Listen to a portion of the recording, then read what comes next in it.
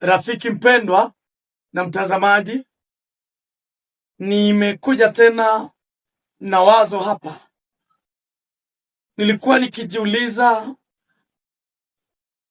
na kuuliza tena kwa wakati huu, wewe ni Mkristo au wewe ni nafiki? Ukitazama kuna watu ambao mara nyingi wanabadilika kiasi kwamba unajiuliza maswali. Unashangaa wewe mwenyewe, imewezekanaje mtu huyu aliyekuwa mzuri leo amebadilika? Namna alivyokuwa mwaka jana sivyo anavyofanana leo. Namna ulivyokuwa kumeishipita miaka mitatu, je, hivi ndivyo unavyokuwa mbele ya warafiki zako? Kuna baadhi ya wengine tumeachana nao kwa sababu inawezekana mimi nilikuwa mbaya ama wewe ulikuwa mbaya kuliko wale. Na unakuta kile ambacho kinatofautisha Mkristo mwema na kwa marafiki zake ni kinaitwa unafiki. Kile unafiki ni kama mbegu ambayo ni kama chachu. Tafadhali, chachu ikifika kwenye unga ambayo tunaita farini, unakuta chachu hii inabadilisha Unakuta kile ambacho kilikuwa sijui namna gani kinabadilika tu.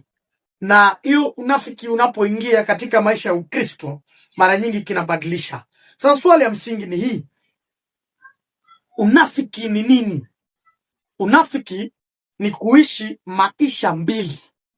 Yaani kwa wakati huu unakuwa mzuri, wakati mwingine unakuwa mbaya. Maisha mawili kwa wakati mmoja.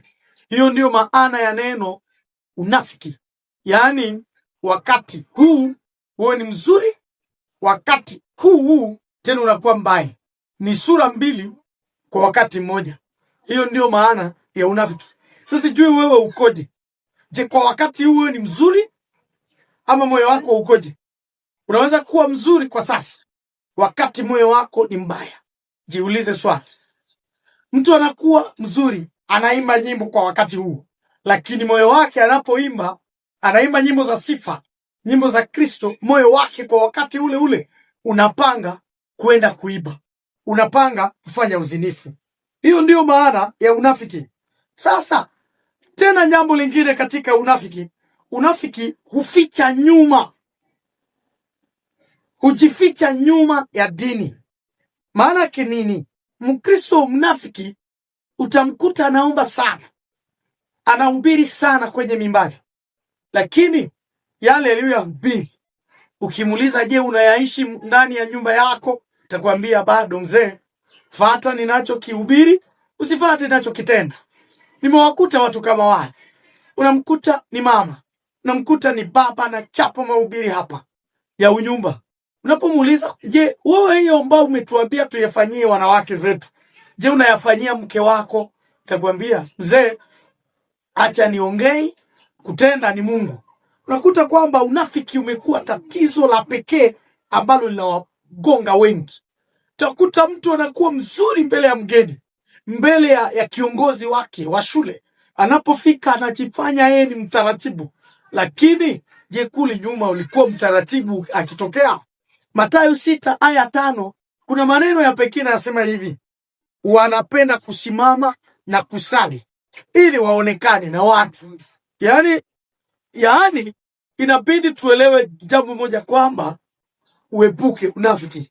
Tunapotaka kwenda kumaliza tafakari hili, acha nikuambie kwamba unafiki ni sumu yako mwenyewe. Ukiishi unafiki, unapendeza watu katika unafiki, siku watakapokugundua, hiyo wewe ndio utateseka. Watakuacha wewe unabaki.